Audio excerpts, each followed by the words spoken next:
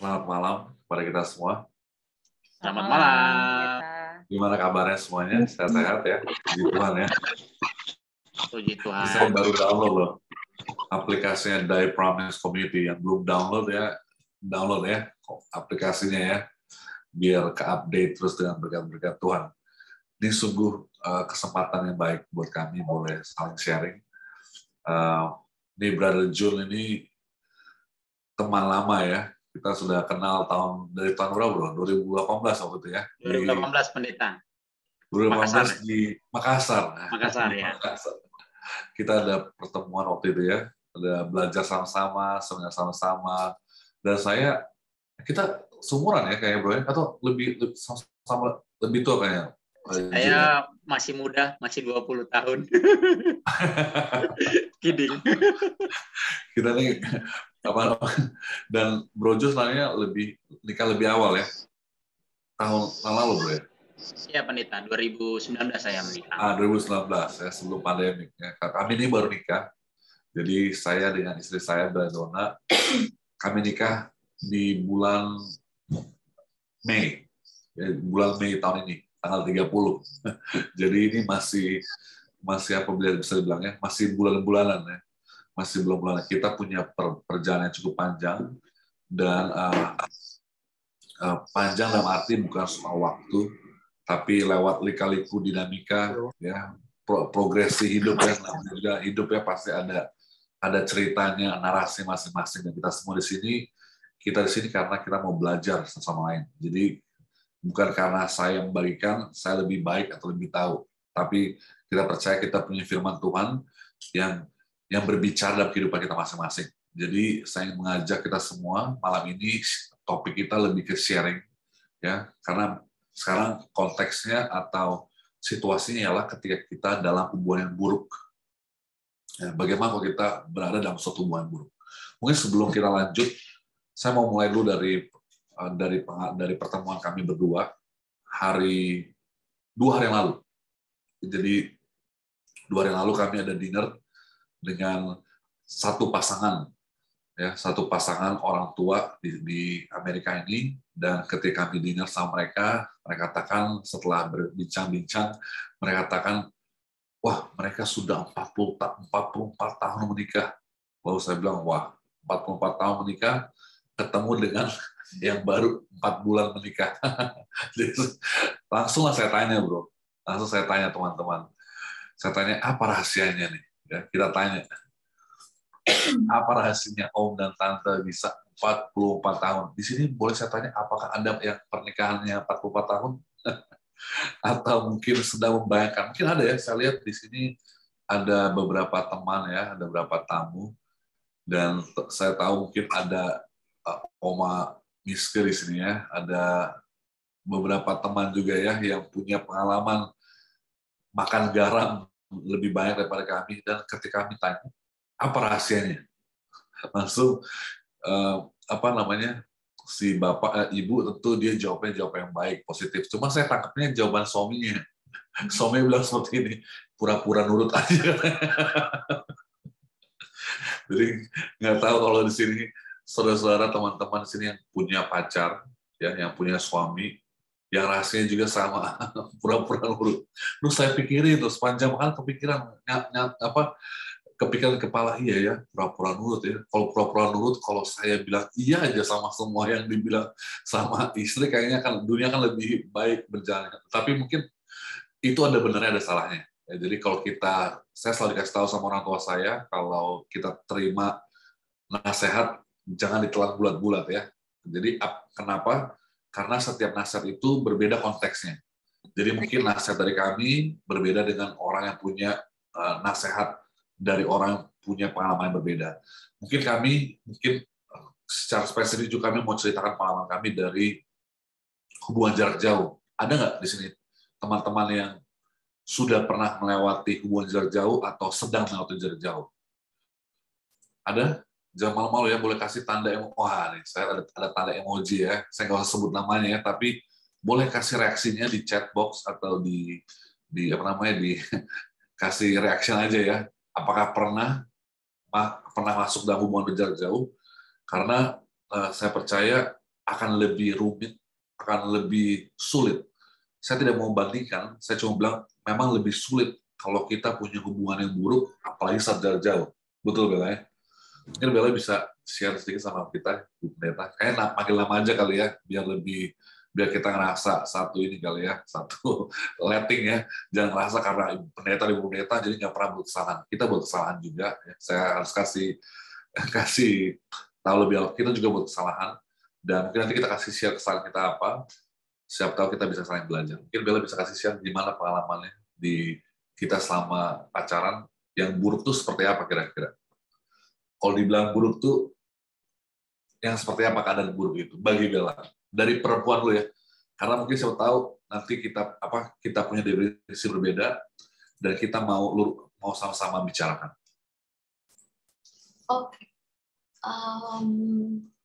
Sebenarnya mau jauh mau dekat itu namanya hubungan itu pasti ada aja ya. Mungkin kalau mau dibilang sih bahasa gaulnya toksik ya, hubungan yang toksik. Karena mau jauh mau dekat kalau memang karakternya nggak nyatu, nggak sama, pasti itu bisa dibilang toksik. Dan kalau dari perjalanan kami berdua, kami ini dari pertama ketemu itu, kami itu cuma 3 bulan ketemu secara fisik, lalu akhirnya kami harus terpisahkan jarak. Dan bisa dikatakan 3 bulan pacaran. 3 bulan pacaran, kita langsung pisah karena Pendeta Wilson harus ke Amerika lebih dulu. Lalu waktu itu selama 1 tahun 6 bulan ya, 1 tahun 6 bulan. Ya, kita long distance. Dan long distance itu nggak gampang ya, apalagi saya di Jakarta, lalu pendeta ada di Amerika dengan beda waktu, di sana malam, di sini pagi, begitu juga sebaliknya. Jadi kita juga banyak sekali berkorban waktu, lalu kadang capek karena kadang satu Indonesia aja kalau kita LDR itu kayaknya tetap aja ya kayak jauh gitu, rasanya jauh gitu. Dan kadang ada beberapa komunikasi yang istilahnya tuh nggak nyambung. Satu bilang A, tapi karena kita jarang ketemu jadinya kayak udah kayak penat gitu loh kepalanya. Dan gimana ya, apalagi pendeta di sini juga dia harus melayani, saya juga di Jakarta harus melayani. Jadi kayaknya pikiran kita tuh udah, aduh siapa nih yang harus begadang malam ini, siapa yang harus banyak. Dan akhirnya beberapa hal juga akhirnya jadi toksik satu sama lain. Kita nggak bilang hubungan kita tuh sempurna, hubungan kita baik-baik aja, terus ada masalah-masalah. Dan kadang tuh waktu itu sampai akhirnya kita bicara tentang hubungan kita dan kita merasa kayak apa ini sebenarnya hubungan kita itu betul-betul dari Tuhan. Akhirnya ada di posisi saat itu bertanya, udah benar nggak sih hubungan kita ini? Udah betul belum? Apa sebenarnya ini bukan hubungan yang Tuhan mau gitu. Jadi banyak sekali pertanyaan-pertanyaan yang akhirnya muncul. Apalagi kemarin pandemi kan, dan dua negara lockdown, sampai akhirnya berpikir apa COVID ini juga salah satu jawaban untuk hubungan kita, kalau ternyata hubungan kita tuh memang mungkin bukan harus bersama-sama. Jadi akhirnya kita jadi toksik gitu loh untuk satu sama lain. Karena gini loh, yang aku mengerti, mungkin teman-teman juga udah sempat ya baca-baca apa sih topik hari ini dan maksudnya apa ya. Dan aku juga udah baca-baca, hubungan yang toksik itu kan juga bukan cuma sekedar mukul, ada violence di hubungan, nggak seperti itu. Tapi toksik itu juga bisa dikarenakan dengan kita ngomongnya udah disrespectful gitu loh. Kita sudah tidak menghargai satu sama lain, itu juga sudah bisa dibilang toksik, hubungan yang toksik. Lalu akhirnya kita yang bukannya support satu sama lain, tapi akhirnya kita jadi kayak mau kayak bikin mood orang tuh jelek, itu juga udah jadi toxic gitu loh. Jadi apalagi dengan kehidupan pelayanan, kalau kita nggak support, kita nggak punya positif, kita itu selalu dengan negatif, itu tuh nggak baik gitu. Dan akhirnya jadi toxic juga. Jadi banyak sekali hal-hal negatif yang bisa dikatakan sebagai toxic gitu loh. Jadi jangan sampai kita merasa, oh saya nggak mukulin dia kok, jadi belum toxic gitu. Tapi sebenarnya kalau kita itu sudah berbeda dan itu sudah condong ke arah yang negatif, itu sudah bisa dibilang toxic gitu. Dan akhirnya di saat kita sudah jauh, itu, yang orang bilang berdoa dan berpuasa, mungkin kalau sekarang ya kita bilang berdoa berpuasa itu gampang, tapi to be honest, waktu kita kemarin itu jarak jauh itu sangat-sangat sulit, sangat-sangat sulit. Kayak ada hal yang mau mencoba untuk bikin kita tuh kayak nggak mau berdoa dan nggak mau berpuasa. Kayaknya pikiran kita itu udah penuh dengan pikiran kita sendiri, itu pendapat sendiri. Oh, gue harus ini, gue harus itu, saya harus ini, saya harus itu, gitu. Tapi memposisikan diri untuk berdoa dan berpuasa tuh kayak susah sekali. Jadi memang ternyata mau hubungan jarak dekat, jarak jauh, di saat kita mau serius, itu tuh setan banyak yang ganggu. Kayak setan tuh mau bikin supaya kita tuh kayak nggak mau lihat apa yang Tuhan mau gitu. Apa yang Tuhan sebenarnya inginkan tuh kayaknya sama setan tuh di-blur gitu, ditutup matanya supaya kita tuh nggak lihat itu. Dan akhirnya kita otomatis masuk ke dalam hubungan yang toksik, hubungan yang nggak baik gitu. Dan banyak sekali akhirnya cerita-cerita yang sebenarnya kalau sekarang dipikir kayak, oh iya ya, sebenarnya nggak harus gini-gini banget gitu loh. Ternyata tuh waktu menjalankan kayaknya udah lebay banget ya, tapi ternyata pas setelah sekarang itu baru sadar kalau sebenarnya tuh banyak jalan keluar gitu. Tapi aku nggak mau mengambil banyak pendeta, silakan. Jadi Bella tadi udah kasih tahu masalahnya, situasinya. Langkah pertama kalau kita dalam situasi yang buruk, hubungan yang buruk, ialah kenali masalahnya. Jadi kalau kita sudah mengenali masalahnya, kita akan lebih terbuka, ya, lebih terbuka dalam arti ada penerimaan, acceptance. Banyak orang menyangkal mereka tuh nggak di hubungan yang buruk. Kita harus sadari, tanpa harus nge-post ya, nggak usah nge-post. Kalau ada buruk, nggak usah nge-post. Dan saya pribadi, teman-teman, bad relationship itu harus dibedakan dengan bad day. Tentang teman-teman punya hari yang buruk sama seseorang, bukan artinya itu hubungan yang buruk. Jadi jangan langsung lompat ke kesimpulan, jangan langsung berpikir, mengasumsikan, ini hubungan kita buruk. Jangan langsung menarik semua ide-ide pemikiran bahwa ini adalah akhir dari segalanya. Jadi ada orang lebih dramatik daripada film Korea kehidupannya. Sebenarnya realitanya seperti itu, lebih dramatis daripada film Korea karena kita sendiri yang langsung berpikir udahlah memang dia nggak cocok. Jadi jangan langsung kita membuat kesimpulan kalau orang kalau berbohong sekali sama orang sering berbohong itu beda. Orang marah sekali sama orang selalu marah itu berbeda. Orang jengkel, orang keras sama orang keras setiap saat itu berbeda. Jadi bedakan mana yang sudah jadi sifat, mana yang masih kepribadian, mana yang tendensi. Oh, tendensi dia kalau dikit-dikit, langsung jengkel. Jadi kita harus lebih pintar. Kalau saya tahu istri saya paling jengkel kalau melihat yang kotor-kotor, kayak semua wanita begitu ya. Kalau ada lihat yang nggak benar, saya harus tahu nih, pagi-pagi saya langsung pikir, saya jangan langsung buat jengkel gitu. Jadi kita harus tahu, jangan langsung bilang, ini istri saya tukang marah. Jangan langsung buat kesimpulan. Ya, terlalu dini, ya meskipun tidak ada saudari Dini di sini, terlalu dini untuk membuat kesimpulan orang itu cepat marah. Jadi jangan langsung membuat kesimpulan. Jadi pertama, teman-teman apa tadi? Kenali masalah, ya, kenali situasi, kenali diri. Tidak semua hari yang buruk adalah hubungan yang buruk. Dan saya mau tambahin, tidak semua hubungan buruk adalah akhir segala dunia. Ya, jadi kalau sekarang teman-teman tanya sama saya, mungkin dalam satu kalimat, nasihat pertama, what should I do?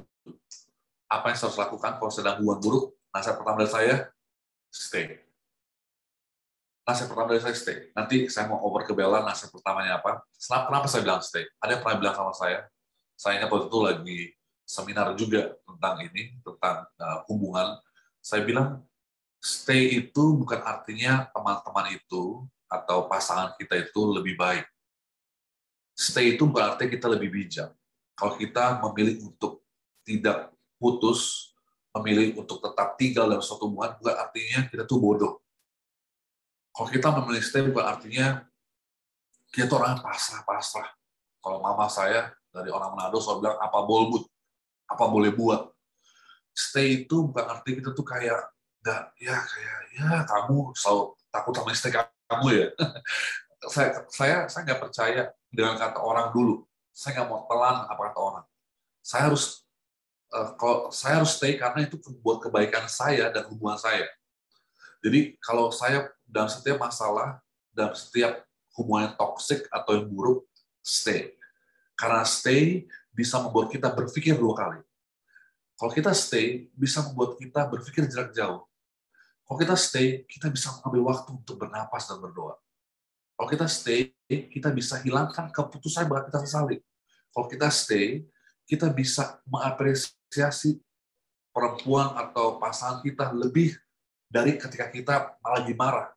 Kalau kita stay, kita bisa menyerap energi positif dari teman-teman kita. Jadi kalau ini saya sadari ya, Bro Jun dan teman-teman. Kalau waktu saya stay, saya lebih selektif mendengarkan nasihat dari orang-orang. Jadi saya nggak mau biarkan diri saya terbawa arus kata orang begini, lu buat begini aja. Jangan sampai kita didikte sama orang. Makanya tindakan pertama, nasihat pertama saya berikan, stay. Apapun relationship itu, meskipun mau putus, mau masih level pacaran atau level nikah, stay. Ya, ada yang bilang, ya pendeta, saya stay gara-gara udah punya anak. Apapun alasan itu, stay. Dan yang terakhir, kenapa Anda stay? Supaya Anda punya alasan kenapa Anda sudah melangkah sejauh ini. Kenapa kita sudah selama ini bersama. Dan kalau kita sudah tahu kenapa selama ini bersama, itu mungkin jadi salah satu alasan kecil gimana kita akan melangkah ke depannya. Jadi sekarang kalau saya lagi dalam bad relationship, saya akan ingatkan diri saya, Wilson, stay. Be quiet. Itulah kenapa Alkitab selalu bilang, katakan, menunggu. Tunggulah, berharaplah. Itu bukanlah sebuah hal yang kecil, itu hal yang sungguh sulit, hanya pejuang-pejuang doa, hanya tadi ya, video dari spoken word, hanya pengikut Kristus yang sejati, yang betul-betul akan memaknai apa artinya tinggal, apa artinya stay. Dan sebelum Bella mau share, siapa di sini teman-teman yang ikutin ceritanya Brian Laundrie dan Gabby Petito? Ada nggak nih teman-teman yang ikutin ceritanya Gabby Petito dan Brian Laundrie? Bro Dijon ikut nggak, Bro? Enggak, pendeta. Enggak ya? Enggak. Ini lagi ada cerita terkenal di Amerika ini, lagi ada drama terkenal, bukan seperti Squid Game atau Alicia atau film-film Korea lainnya. Ini cerita nyata ya. Jadi orang adalah seorang perempuan namanya Gabby Petito. Dia itu mengupload semua perjalanan mereka, foto mereka. Wah, sweet banget, pacaran dari high school. Ya, pasti di sini banyak kayak high school sweethearts ya. Waduh, itu kehidupan itu seperti dunia dongeng, fairy tale. Wah, di-upload mereka udah pindah dari tempat sini ke tempat yang lain. Itu kayaknya kehidupan seperti itu kayaknya banyak orang ingin, tapi itu mungkin beda. Kalau di Indonesia nggak mungkin. Kalau di sini mungkin banget ya. Mereka suka berjalan-jalan, nggak sekolah, nggak apa, cuma jalan-jalan aja. Tapi akhirnya apa? Ceritanya, akhirnya ditemukan bahwa si Petito ini meninggal, perempuan ini meninggal. Dan dikatakan meninggalnya dicekek. Belum dipastikan siapa pembunuhnya, tetapi semua tanda-tanda sudah mengarah kepada pacarnya. Bukan pacarnya, malah tunangannya. Jadi saya ngomong sama Bella juga diskusi, kok bisa ya? Kok bisa orang sudah pacaran lama, ya sudah, saya pikir kami belum lebih lama daripada mereka, mungkin kita pacaran baru 3 bulan, sudah kenal beberapa bulan, tapi kok orang bisa pacaran dari high school, kok bisa sampai mau ngebunuh gitu, meskipun ada orang teori-teori konspirasi, tapi maksud saya lah, bahwa jangan melihat ke sosial media, jangan bandingkan kehidupan orang lain, ya, dan jangan stuck dengan kata kebahagiaan. Kebahagiaan itu bukan yang sesuatu kita kejar. Ya, jangan terbuai membohongi diri kita. Saya mau keluarga saya bahagia, saya mau pasangan saya bahagia. Bahagia itu bukan sesuatu yang bukan seperti prioritas, ya, bukan seperti target atau ambisi kita tiap kali bangun pagi. Ya, bahagia itu nanti saya kasih tahu definisi saya apa arti bahagia. Tapi yang pasti bahagia itu bukan sesuatu yang kita kejar. Semakin Anda mengejar kebahagiaan, itu sama seperti mengejar bayangan. Bahagia bayangan, ya, nggak bakal dapat, saudara, ya. Jadi lebih baik kejar Tuhan dulu. Amin. Kalau kejar Tuhan, Tuhan bilang pasti dapat. Kalau kejar bayangan nggak bisa dapat. Bella, nasihat pertama. Oke, kalau aku mungkin tadi pendeta itu ngomongnya soal kalau udah di hubungannya. Kalau aku gini loh, mungkin kita siapa tahu di sini masih ada yang mau mencari pasangan, masih menilai-nilai seleksi ya. Kalau aku dari yang mau aku bagikan dari sebelum kita lanjut ke hubungan yang lebih serius lagi.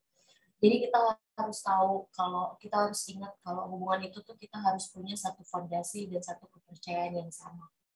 Kita tuh harus jadi gini loh, kalau misalkan kita orang Kristen, bukan aku bilang kita eksklusif ya, tapi akan ada baiknya kalau kita tuh punya satu fondasi dan kepercayaan yang sama.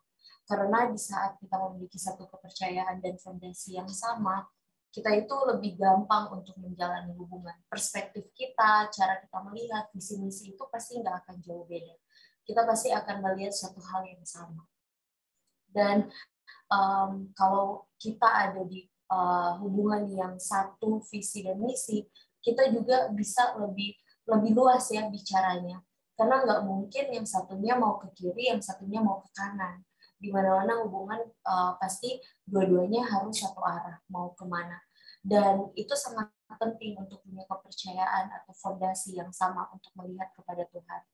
Dan persekutuan dengan roh itu tuh harus punya gitu. Untuk dua orang ini harus punya persekutuan dengan roh.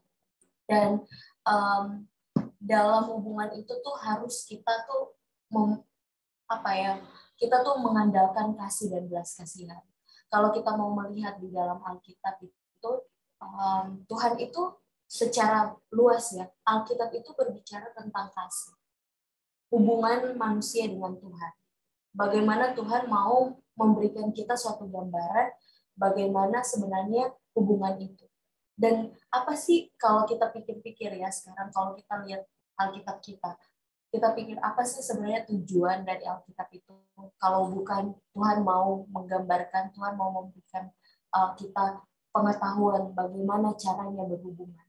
Dengan Tuhan memberikan langsung contoh bagaimana kita bayangkan deh, Yesus datang ke dunia sampai rela mati ya. Ini bukan lagu-lagu band Indonesia ya, haruskah ku mati karena bukan kayak gitu ya. Tapi maksudnya di sini adalah bagaimana kita melihat Yesus itu bisa turun hanya untuk menebus umat manusia karena dia sangat-sangat sayang sama kita. Dan itu udah jadi salah satu contoh bagaimana sebenarnya Yesus itu tuh mau mengangkat kasih itu. Dan bagaimana kita bisa punya hubungan yang baik kalau kita tidak punya landasan yang sama, fondasi yang sama. Dan kita nggak bisa berpikir bahwa, oh, saya mau punya hubungan dengan orang ini untuk saya mengubah dia. Please, kita nggak pernah bisa untuk mengubah manusia. Kadang kita naif ya, kita merasa, oh bisa kok. Karena gini loh, yang punya satu kepercayaan aja, itu susah untuk bisa kita mengubah orang. Apalagi ini secara kepercayaan ya, iman. Apalagi yang beda. Kita nggak pernah punya power, nggak pernah bisa gitu. Dan kadang kita kayak, oke, gue mau stay di hubungan ini, gue mau berdoa sama Tuhan supaya Tuhan mau bukain mata dia, supaya dia lihat kebenaran, supaya dia lihat Tuhan, terus dia terima atau ya semacam itu. Tapi kita jangan berpikir ke situ gitu sampai akhirnya kita kayak enggak kok, dan kita akhirnya jadi nggak mengingat firman Tuhan lagi. Karena Tuhan tuh mau kita tuh patuh sama Tuhan tuh kita harus patuh, obedient. Karena tanpa ada kepatuhan ini akan sangat berat punya hubungan itu. Jadi yang aku mau kasih tahu bahwa kita harus punya fondasi yang sama. Kasih untuk menjalani hubungan itu kita harus melihat kasihnya Tuhan, kasih yang ada di Alkitab itu. Lalu setelah itu kita jangan pernah mau bisa berpikir untuk mengubah kepercayaan orang atau apa yang sudah dipercayakan, itu sangat-sangat susah. Hanya Tuhan yang bisa. Dan di saat kita mau mencoba itu, sometimes kita memang harus melepaskan. Kalau kita harus melepaskan, apalagi orang-orang yang tidak sefondasi dengan kita. Kita harus melepaskan karena Tuhan juga bilang di dalam Alkitab bahwa kita itu tidak boleh mencemarkan diri kita dengan hal-hal yang bukan seturut dengan firman Tuhan. Apalagi Tuhan juga bilang kan, kalau kita baca di Alkitab ada beberapa cerita yang Tuhan tidak mengizinkan, kayak Simpson. Dia menikah dengan orang yang tidak memiliki kepercayaan yang sama. Yang terjadi buruk sekali ya, pendeta. Nah, jadi itulah contoh-contoh banyak di Alkitab ya. Dan itulah sometimes kita harus let go. Let go itu bukan karena kita eksklusif, tapi karena memang itu udah jauh dari kuasa kita ya untuk merubah. Kita berdoa sama Tuhan, kita minta supaya pasangan kita itu bisa kenal Tuhan, tapi bukan berarti kita yang harus merubah. Kita nggak punya power apa-apa.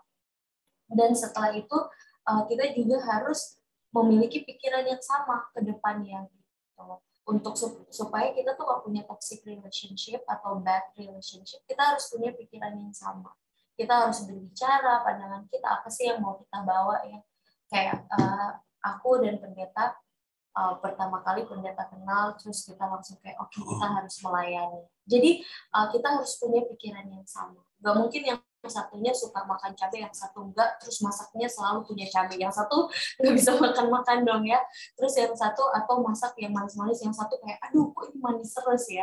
Jadi maksudnya in other way, kita tuh harus punya sama-sama pandangan sama. Yang terakhir sebelum pendeta lagi, yaitu kita harus memiliki rasa rendah hati. Kita jangan sombong. Apalagi kalau kita punya perselisihan di dalam satu hubungan, punya masalah, jangan sampai kayak aku nggak mau dia yang harus minta maaf duluan.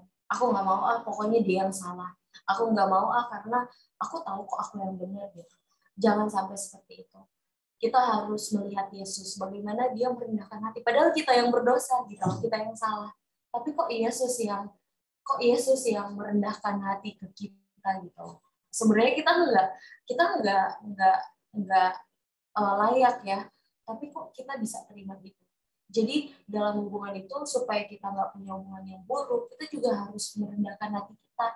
Kalau memang kita salah, ataupun walaupun kita benar ya, dan ini juga sebenarnya pengingat buat aku pribadi juga, walaupun kita benar, kita juga harus berani untuk membuka pikiran kita, bicara dengan kepala yang dingin, supaya kita bisa berbicara dengan baik, menyelesaikan masalah, dan tidak menjadi toksik untuk satu sama lain, atau tidak memperburuk masalah, atau memperburuk hubungan itu. Karena satu benih buruk yang kita tanam, itu bisa berbuah menjadi yang buruk. Satu benih yang baik kita tanam, itu akan berbuah yang baik. Gitu. Jadi, tergantung gimana kita di awal mulai, dan kita harus punya pikiran, oke, kita harus punya komunikasi yang baik supaya kita bisa ngomongin masalah dengan kepala yang dingin. Terima kasih Bella ya. Tadi saya nanyanya satu nasihat ya. Jadi kita udah bisa bedakan laki-laki dan perempuan ya. Kalau laki-laki itu dalam otaknya itu cuma kata Bro Jun, ada ilmuwan katakan isinya otak laki-laki itu cuma satu hal. Nah, kalau sisanya kosong. Kalau wanita itu isi otaknya tuh banyak kotak-kotaknya, banyak kompartemennya, banyak kompleks ya. Jadi memang kalau dikasih satu pertanyaan, jawabnya semuanya. Jadi udah kita kesimpulan, udah selesai kita. Biar istri saya bahagia, saya nggak mau tambahkan, saya mau kurangkan, kita sudah selesai kayaknya malam ini sesinya. Enggak lah, Tuhan pasti selalu banyak. Karena beliau bilang enggak, jadi kita lanjut. Jadi memang nggak saya suka ya. Dan ini nggak pura-pura. Saya suka dengar istri saya kalau bicara ya. Mungkin karena saya orangnya cerewet ya. Orang bilang, saya aja baru sadar kalau saya ternyata cerewet. Dan saya baru terdengar konfirmasi dari ibu saya, ya kalau memang saya itu cerewet dari kecil gitu. Waduh, itu entah itu sebagai realita cukup pahit ya untuk ditelan. Jadi saya senang dengar istri saya bicara ya. Dan tadi jawaban dia katakan bahwa lakukanlah semua hal yang bisa kita lakukan untuk mencegahnya. Ya, jadi itulah kalau kita bisa mencegahnya, kenapa harus terjun dalam hubungan yang buruk. Nasihat berikutnya dari saya, tadi kan karena kan judul kita kan I'm into a bad relationship. What should I do? Nasihat kedua saya ialah don't ever think, jangan pernah berpikir hubungan itu 50-50, tapi 100-100. Jangan kita berpikir bahwa hubungan kita itu, oh, kalau saya udah buat ini, kalau saya udah nyuci piring, berarti dia harus buat apa? Oh, kalau saya udah kerja, terus dia buat apa? Kalau saya udah begini, terus dia buat apa? Ini sulit ya. Tapi saya harus ingatkan saya bahwa saya harus memberikan 100%. Saya tidak bisa berpikir bahwa hubungan itu 50% istri saya, oh karena karena saya orang Batak, ya, oh di Batak tuh seperti ini, oh di Jakarta tuh seperti ini, oh kalau di Timur tuh seperti ini. Jadi kita hidup di zaman yang udah berbeda sekarang. Kita nggak bisa lagi terpaku dengan situasi atau tradisi kebiasaan-kebiasaan orang-orang yang biasa dilakukan. Karena kita sudah sangat majemuk, sudah sangat plural, sudah sangat modern, sudah sangat liberal, ya sudah sangat sekuler. Jadi cara kita berpikir itu harus fleksibel. Kenapa saya bilang 100-100? Tadi ada pertanyaan dari Yulin Chen ya.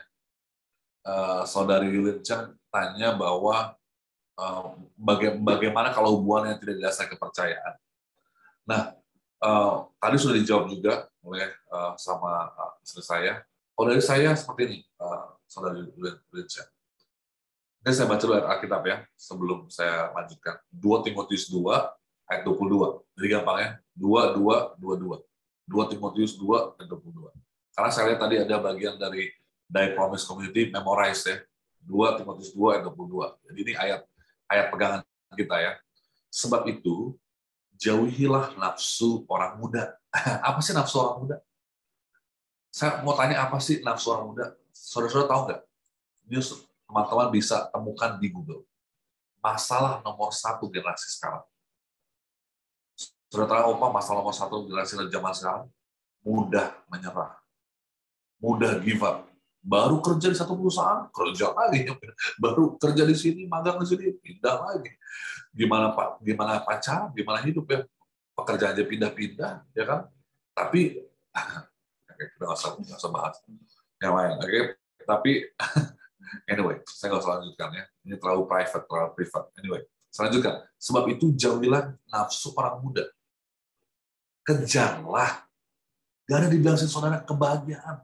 Jadi jangan itu nonton film-film Hollywood dan ikutin semua kebahagiaan, apalagi film Korea. Anda nangis sendiri untuk apa air mata itu?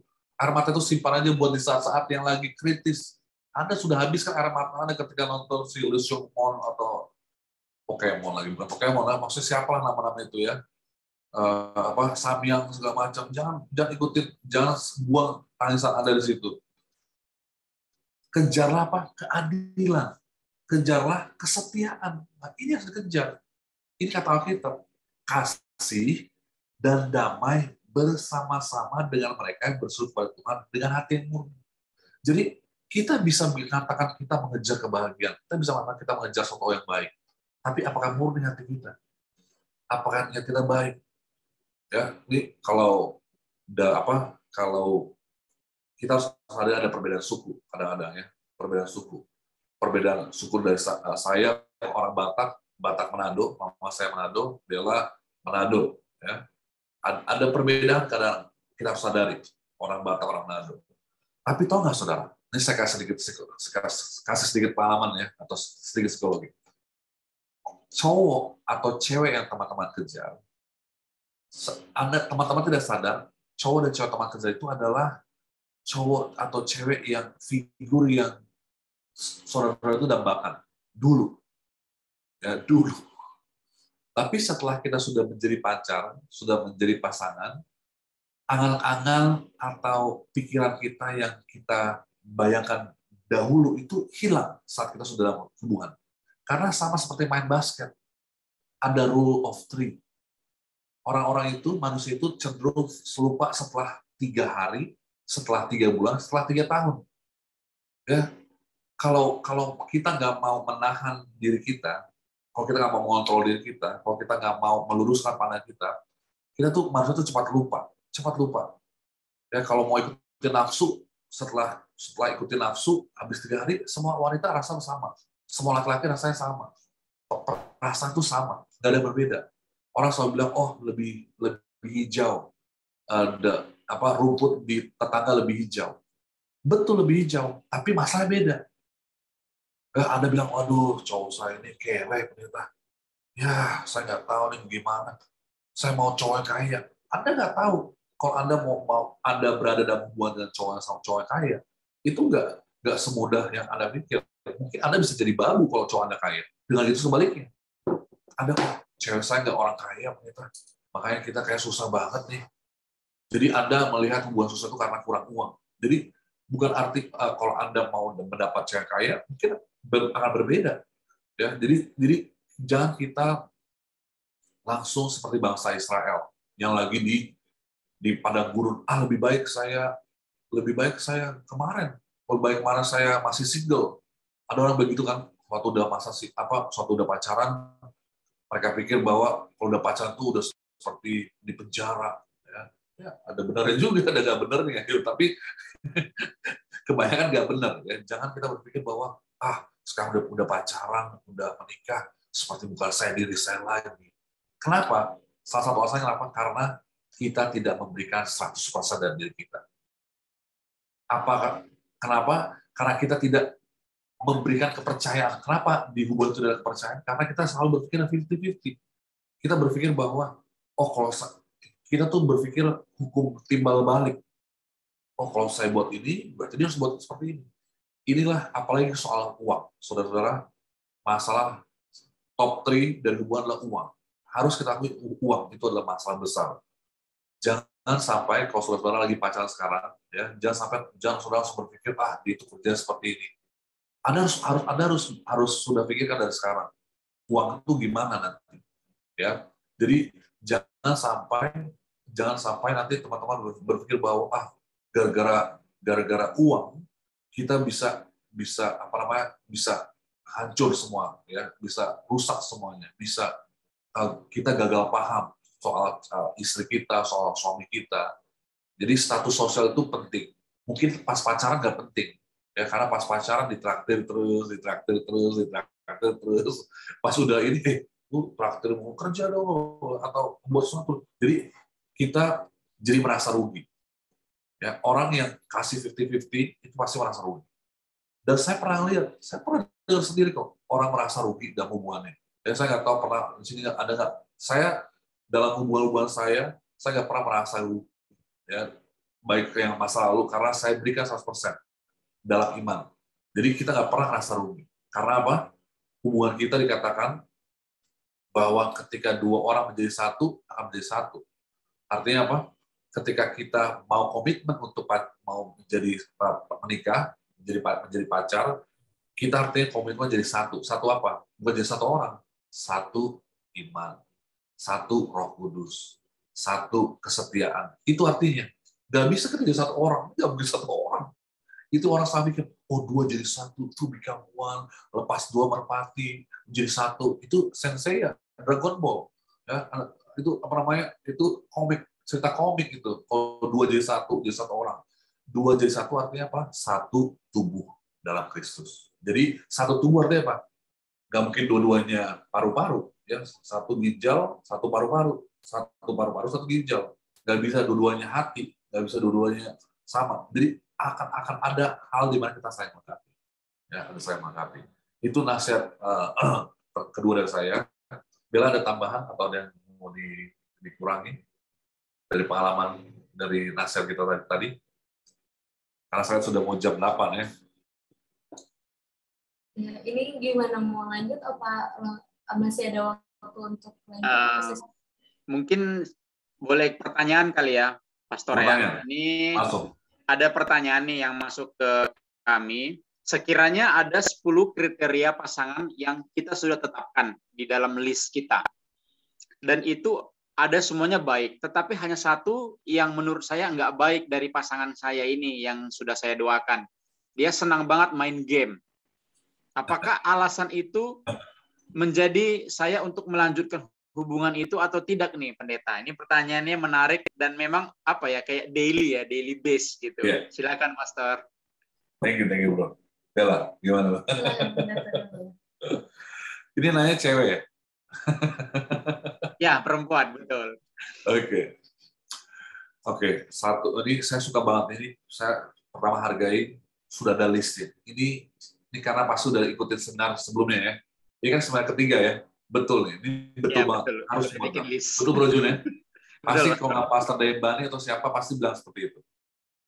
Ya, jadi satu betul sudah teman kita ini sudah betul langkahnya, sudah ada listnya. Tapi kedua, satu list itu bukan seperti daftar belanja ya. Jadi saudara teman-teman harus tahu bahwa cari pacar itu bukan seperti cari belanjaan. Artinya, oh dia harus begini. Jadi tidak semuanya itu harus diterima, harus dikategorikan sebagai esensial atau memang syarat untuk pernikahan. Ada beberapa hal yang tidak fundamental atau vital. Ya, ada beberapa hal memang sangat vital. Jadi vital, yang penting. Fatal akibatnya. Jadi kalau sesuatu bisa jadi fatal juga, betul. Ya, bisa jadi fatal tergantung akibatnya. Nah, saya mau tanya dulu sama teman ini. Menurut kita semua di sini, habit main game itu fatal nggak? Atau vital nggak?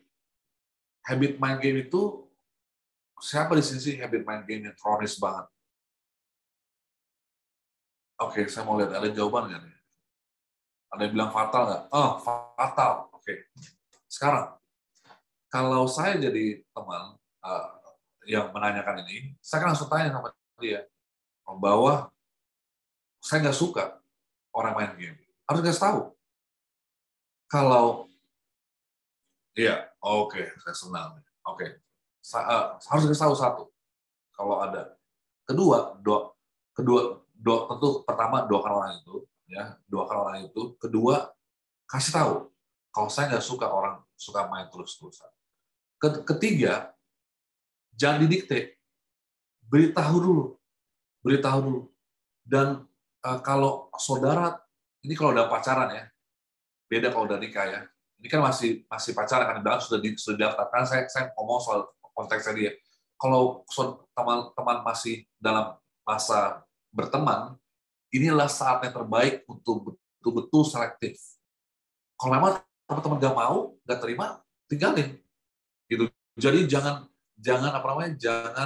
kita mau menelan bulat-bulat. Ya. Tadi jawaban saya stay karena itu sudah dalam konteks dalam hubungan, ya kan? Kalau belum dalam hubungan, itu saat yang terbaik. Ambil waktu sebanyak-banyaknya. Nah, masalahnya nggak semua orang punya kesempatan itu.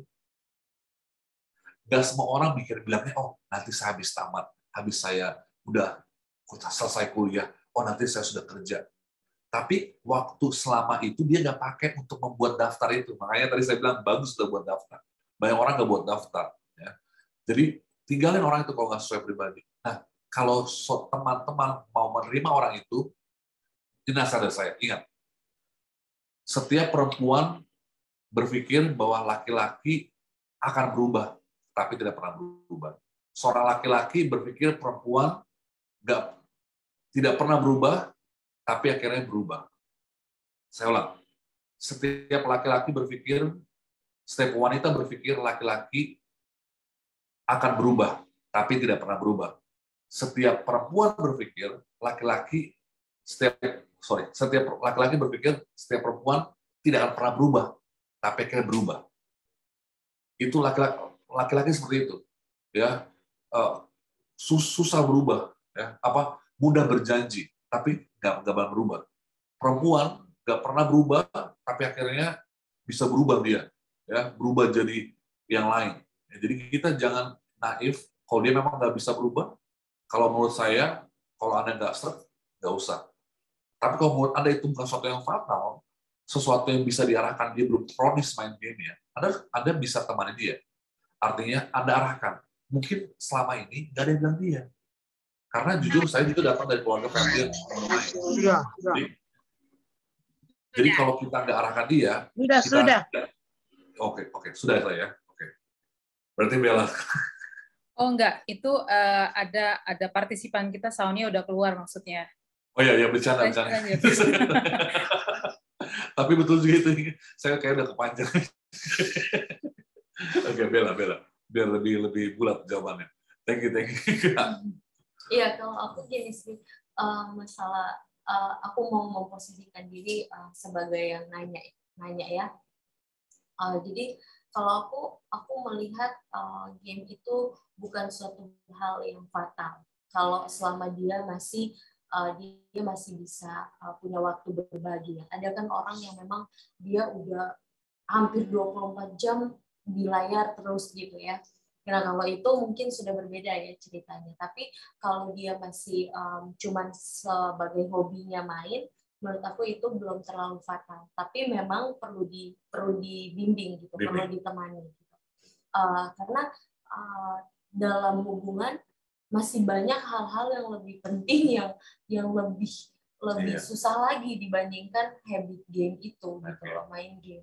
Kalau game itu masih bisa kayak kita mungkin kayak misalkan dia itu sehari 8 jam dia main, terus bilang mungkin kalian bisa ngobrol gitu, gimana kita bikin deal dari yang 8 jam, mungkin kamu bisa dong hari ini coba dikurangin, coba gitu ya. Karena orang mau berubah tuh nggak langsung gitu dia bisa berubah, tapi pelan-pelan gitu, punya prosesnya. Tapi seiring dengan perubahan itu harus ada hal-hal baru yang dimasukin gitu, kebiasaan-kebiasaan baru supaya bisa mengisi waktu di saat gamenya itu mulai berkurang, ada kebiasaan baru yang masuk gitu. Tapi itu bukan hal-hal yang kalau pendeta bilang tadi vital kalau dari aku pribadi ya. Karena masih ada hal-hal lain, misalkan kayak ya sorry to say beda agama dan kita mau ke gereja, dia nggak ke gereja gitu ya. Kita ngomongin soal pelayanan, dia tapi nggak mengerti gitu soal pelayanan itu apa. Terus mungkin kita mau pergi pelayanan tapi pacar kita cemburu sama teman-teman pelayanan, itu kan udah jadi bad relationship ya. Dan itu adalah satu hal yang menurut aku itu lebih fatal gitu loh. Tapi tidak juga aku bilang kalau game itu 100% enggak ya. Perlu dibimbing untuk dia dapat punya habit yang baru. Gitu. Tapi aku nggak bisa bilang kamu tinggalin langsung itu hubungan atau he is the one for you, no. Aku harus bilang bahwa kamu harus berdoa lagi, tanya lagi sama Tuhan. Dan yang paling utama, list manusia itu oke, tapi kita harus lihat list dari Tuhan itu sendiri. Tuhan punya list loh untuk aku, untuk pendeta, untuk kita semua. Dari Galatia, kita udah tahu ya buah-buah roh ya. Itulah list yang sebenarnya gitu. List kita bagus, tapi kadang list kita itu ada list egoisnya manusia gitu loh. Kadang juga list kita itu nggak seperti yang Tuhan mau. Mungkin kita mengutamakan kesenangan kita gitu loh, apa yang enak di saya gitu. Kayak aku ingat waktu kita masih kecil, pasti di sini teman-teman juga ada ya. Syarat kamu jadi punya pacar apa? Pasti kalau cewek tinggi, ganteng, punya itu udah standar sekali ya. Nah jangan seperti itu listnya. Kalau misalkan kamu punya list yang rohani, list yang sesuai dengan Tuhan, aku ancungin jempol untuk itu. Karena kebiasaan aku sendiri nggak punya list seperti itu. Tapi kembali lagi kita harus buka di Alkitab, Galatia, lihat apakah list saya sudah sesuai dengan list yang Tuhan mau. Dan kita harus doakan list itu, gitu loh. Tuhan, aku sudah bikin listnya nih. Aku nggak tahu ini benar atau enggak, tapi aku tahu ini sudah sesuai dengan Tuhan. Dan aku tahu Tuhan punya pasangan yang Tuhan mau kasih ke aku. Tolong dong Tuhan, kirimkan. Kalaupun ada sifat-sifat yang seperti main game, Tuhan tolong arahkan saya harus seperti apa. Apakah saya harus tinggalkan atau saya harus temenin dia untuk dia bisa berubah gitu loh. Dan Tuhan, kalau memang ini sesuatu hal yang belum fatal, Tuhan tolong ubahkan dia gitu loh. Jangan sampai juga kita kecewa karena kita berusaha mau ubahkan dia tapi dia nggak berubah-ubah. Dan akhirnya kita kayak, kok Tuhan begitu sih? Akhirnya kita menyalahkan Tuhan lagi. Jadi kita juga harus punya kebijaksanaan. Kita harus tanya Tuhan, Tuhan maunya seperti apa? Dan Tuhan itu nggak pernah pelit ya di dalam mengarahkan anak-anaknya. Di saat kita bertanya, justru itu Tuhan senang banget. Cuman kadang memang jawabannya itu belum waktunya. Tapi sebenarnya kalau kita peka, kadang Tuhan udah kasih sedikit-sedikit gitu jawaban-jawabannya. Yeah. Ya. Thank you Bella. Jadi kita nggak bilang main game itu nggak bagus, ya. Kita bilang bahwa kalau sebuah hubungan sampai fatal, kenapa ini ada saya lihat komennya fatal? Karena kadang-kadang bukan kadang sering kali dalam hubungan itu yang mau jadi masalah itu masa kecil. Sering banget. Pertama dari nada, dari asumsi, dari hal kecil. Berantem itu dari hal kecil, jadi besar. Nah, game ini adalah hal kecil, jadi besar. Jadi kalau saya lebih berpikir bahwa zaman sekarang tuh ya, karena saya seorang guru 7 tahun, gaming itu sudah jadi budaya. Jadi contoh, kalau teman nggak main game, teman-teman di sini nggak main game, teman-teman pasti selalu buka surat kabar, selalu buka sosial media. Jadi jangan kita bilang hanya game saja virus. Teman-teman selalu buka sosial media itu virus. Ya, jadi screen time, jadi jangan dilihat dari gamingnya, dia dari screen time. Kalau ngeliat layar kaca terus 8 jam itu yang salah. Jadi bukan main gamenya. Main game itu kadang-kadang ya ada sih yang ada bermasalah. Ya contoh dia habisin uang sekolahnya buat main game. Nah, ini bermasalah. Ini masalah serius. Ini masalah karakter. Bukan hobi. Ya. Kalau dia sampai nggak kerja gara-gara main game. Wah, dia sampai ke Jepang main game, sampai dia tinggalin istri, suami, ya. Orang-orang pergi misionari, dia pergi ke Jepang main game. Jadi ini udah itu masalah serius. Tapi kalau dia lebih kayak dia sering main game, ya, sampai dia lupa ibadah, ya, atau dia sampai gagal gereja, ini masih bisa kita ingatkan, ya. Tapi jangan sampai itu sudah menjadi sifatnya dia, ya. Tapi kebanyakan yang saya lihat budaya anak muda zaman sekarang adalah suka main game. Makanya kita buat acara kuis di PA atau di acara gereja atau di acara Zoom. Kalau kami di care group kami, sebelum kami mulai care group, kita ada buat nama Slido game. Seperti Slido ini seperti aplikasi di mana kita bisa nanya mereka. Jadi ada interaksi. Jadi yang orang cari itu sebenarnya bukan game-nya, tapi interaksinya. Daripada ini cuma satu arah, itu udah biasa satu arah mungkin ya. Tapi anak-anak zaman sekarang yang lahir tahun 2000-an, tahun 90-an, mereka mau yang main game. Di kelas main game, apa quiz game. Makanya ada aplikasi bagus nih teman-teman, namanya Heroes 2. Itu tapi dalam bahasa Inggris ya, itu quiz Alkitab bagus ya. Coba diketik di aplikasinya. Itu ada game Alkitab bagus banget, Heroes 2. Ya, jadi itu dari kami. Terima kasih. Apakah ada tambahan lagi, Brother Jun? Mungkin boleh lanjut, Pendeta, untuk materi Pendeta kalau masih ada yang mau di-share. Oke. Thank you. Jadi, thank you, Bro Jun. Apa ada pertanyaan yang terlewatkan? Kalau ada, tinggal dilanjutkan ya. Saya juga punya materi sendiri soal game. Jadi saya nggak bisa saya bahas di sini. Nanti mungkin kalau dia ada kesempatan lain kali kita bisa ngomong soal game ya. Kalau saya pribadi, kesimpulan dari saya ialah kebahagiaan itu bukan segala-galanya.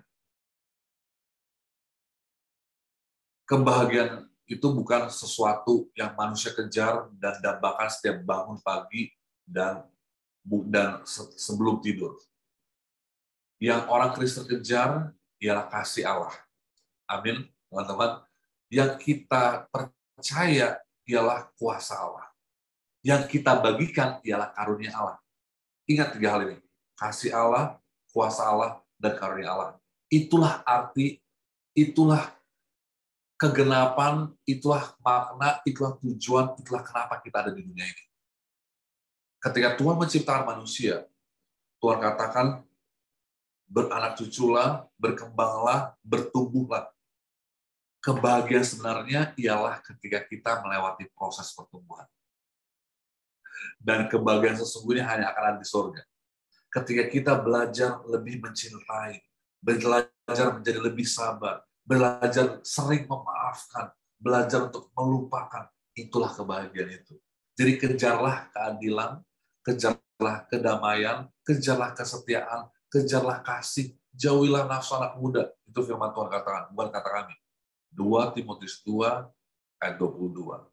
Kalau teman-teman sudah mengerti, sudah melihat apa itu kesetiaan, kasih, keadilan, disitulah teman-teman sudah bertumbuh dalam kebahagiaan. Kejarlah itu, kejarlah itu. Meskipun teman-teman masih ada dalam hubungan yang buruk.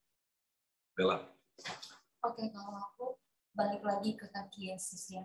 Kita tanya lagi sama Tuhan, kita meluangkan waktu, kita minta pertolongan Tuhan kalau kita sedang dalam hubungan yang salah, hubungan yang buruk, kita minta Tuhan bantu, dan minta kepekaan untuk kita tahu bahwa itu jawaban Tuhan, apa yang harus kita lakukan, kita harus sensitif dengan cara Tuhan, kita harus lebih sering puasa, tapi bukan ada maunya ya, tapi karena kita mau obey, kita mau patuh sama Tuhan.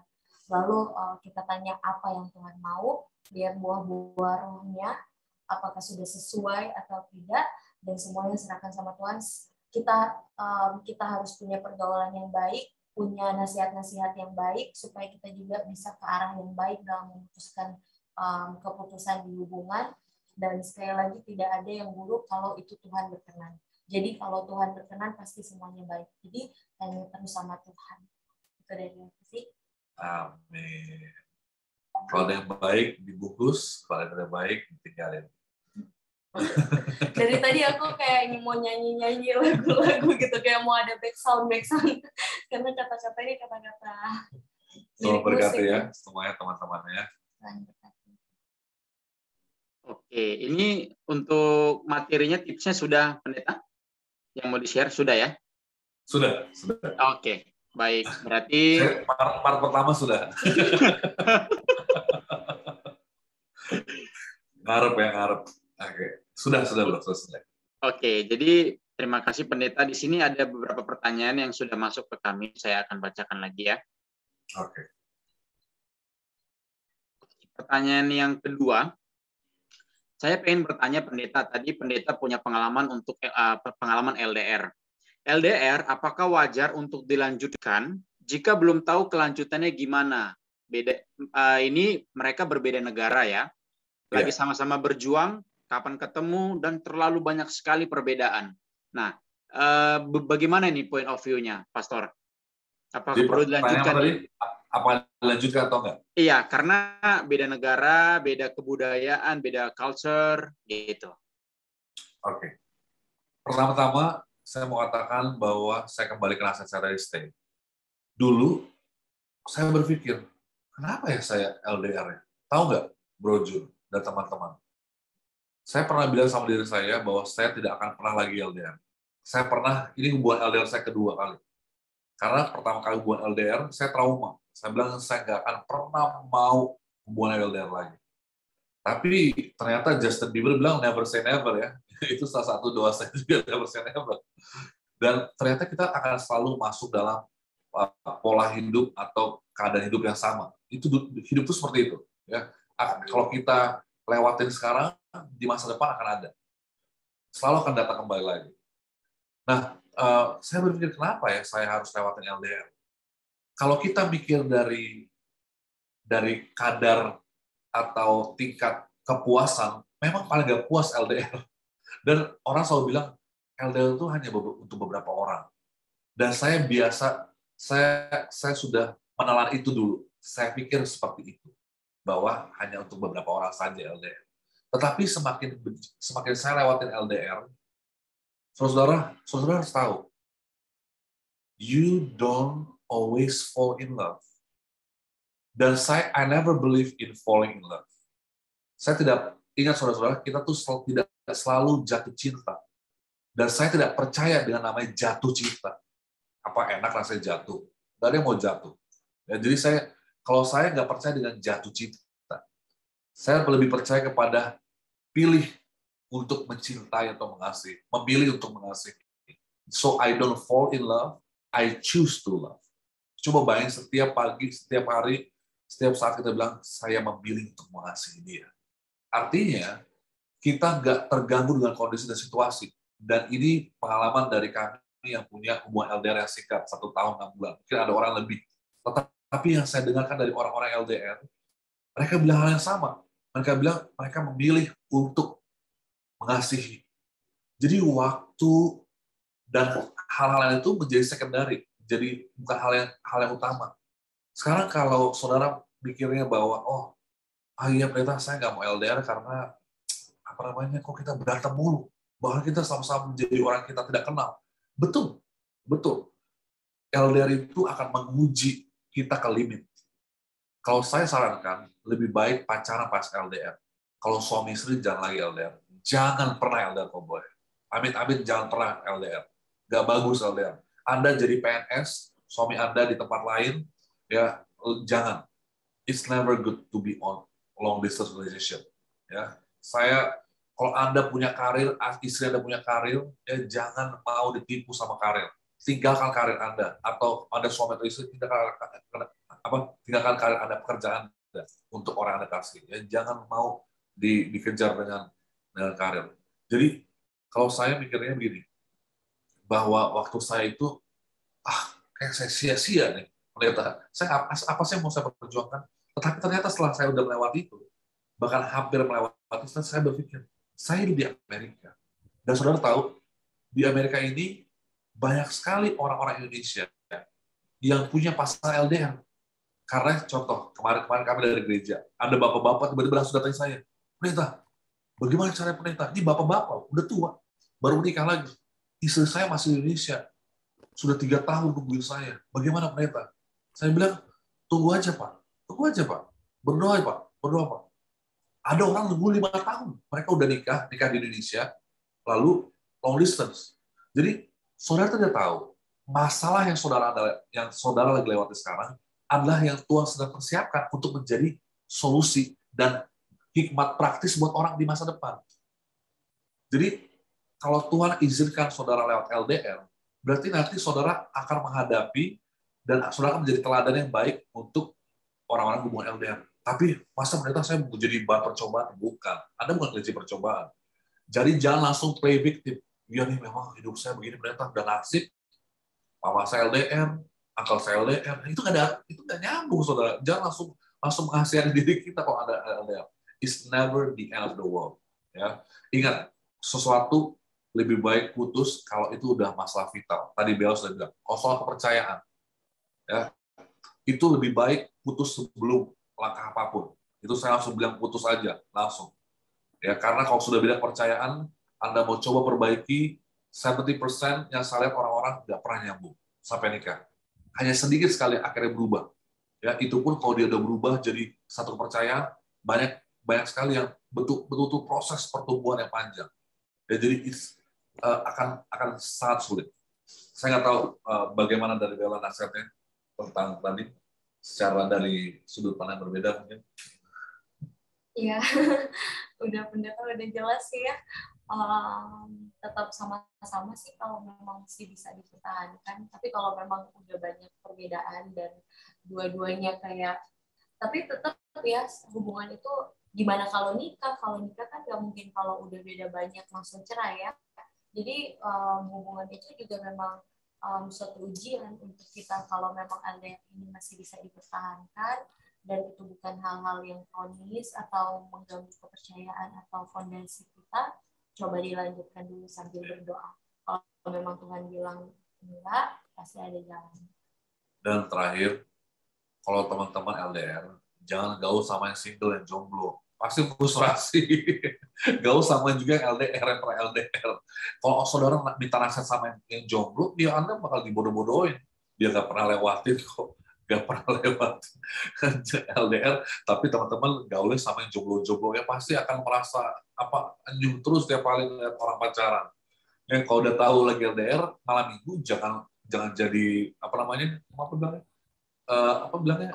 obat nyamuk sama orang jangan mau, buat aja sendiri obat nyamuk sendiri di kamar, sendirian aja di kamar sambil video callan, jangan jadi obat nyamuk buat orang. Oh iya, kita dulu waktu LDR, mungkin ini ada yang udah melakukan atau belum, ini juga salah satu kiat ya supaya hubungan tetap baik gitu, biar walaupun LDR. Jadi kita kalau kayak mau nonton gitu ya, kan kita nggak bisa ya nonton sama-sama gitu, jalan sama-sama. Jadi buka handphone, dua-duanya video call, terus yang satu pasang untuk nonton kayak, kita mau nonton apa nih? Terus nanti akhirnya yang kayak, udah play, udah 1, 2, 3 play. Terus kayak nonton sama-sama, jadi abisnya juga sama-sama, takutnya sama-sama, ketawanya sama-sama. Terus walaupun jauh, terus nanti kalau misalkan, apalagi kita bedakan, jadi kalau dia pendeta gereja, kadang aku juga suka ikut gitu, aku dengar lewat live. Nanti kalau aku yang pelayanan, sambil on call, tapi sambil pelayanan juga. Jadi sama-sama kayak mengisi waktu sama-sama walaupun beda tempat gitu. Jadi kita pintar-pintar untuk memakai waktunya, supaya punya kebiasaan sama-sama walaupun berbeda tempat. Back to you, brother. Amin, terima kasih. Ini ada pertanyaan yang ketiga, pendeta, dari orang yang sama ya. Oke. Pendeta, kayak masalah kronis kayaknya. Banyak banget. Bercanda ya. Biar kita nggak terlalu serius. Apakah bisa, saya bacakan ya, apakah bisa dua orang berbahagia dalam pernikahan jika punya prinsip hidup yang berbeda? Nah ini pendeta berbedanya, tadi saya sudah tanya sama orang yang nanya, katanya berbeda agama, berbeda culture, dan juga berbeda prinsip dan tujuan hidup. Tetapi mereka kayak pada hubungan lah seperti itu. Jadi apakah bisa bahagia dalam sebuah pernikahan karena dengan perbedaan-perbedaan ini? Silakan. Aku berdasarkan pengalaman, nanti pendeta. Oke, nanti pendetanya. Jadi aku pernah punya hubungan yang kita berbeda kepercayaan. Dan waktu itu aku merasa aku orang yang naif gitu, karena aku merasa akan ada suatu saat dia akan berubah dan mengambil kepercayaan yang sama dengan yang aku punya gitu, aku percayai. Dan bahkan dia memiliki kepercayaan yang dia nggak percaya dengan Tuhan ya, bisa dibilang dia percaya Tuhan ada, tapi dia tidak memeluk agama yang kayak kalau kita kan, saya Kristen gitu, saya percaya Tuhan, saya pengikut. Kalau dia cuma percaya Tuhan, apa sih sebenarnya? Kalau cuma hanya percaya Tuhan tapi tidak memeluk agama. Agnostik ya. Agnostik ya. Jadi dia itu, dan awal-awal kayak pas dekat itu kita kayak kita akan mengerti satu sama lain gitu. Di saat kamu harus ibadah, kamu akan ibadah gitu. Dan ya kita sudah membicarakan itu seakan-akan itu bisa terjadi. Tapi to be honest, ternyata itu nggak bisa. Dan aku sudah mencoba itu. Jadi ini based on pengalaman ya, true story. Ternyata susah, sama-sama susah. Di saat aku percaya kalau Tuhan itu bisa menyembuhkan, dia percayanya, enggak lah, itu kita harus ke dokter kalau memang ini. Dan di saat aku bilang Tuhan yang akan membenahi kehidupan, dia akan merasa, aduh, kurang kerja keras nih. Jadi semuanya berdasarkan pemikiran dia, usaha dia. Jadi di saat kita bergantung sama Tuhan, orang itu nggak bergantung sama Tuhan, itu susah sekali. Jadi ya aku harus bilang sih, kalau bisa kita, apalagi kalau belum menikah, mending tinggalin sih. Maksudnya kita cari orang yang lebih baik gitu, tanya Tuhan. Karena ini udah berdasarkan pengalaman dan aku sudah mencoba tapi ternyata nggak bisa sih. Ini jujur aja ya kalau dari aku. Thank you, Bella. Saya melihat ada pendapatnya dari Julian Chen ya. Saya mau bilang sama saudara Julian Chen atau kakak Julian Chen, jangan berkecil hati. Yang kita sampaikan di sini bukan untuk mengekspos, tapi kita mau kasih edukasi. Artinya tiap orang itu berbeda-beda.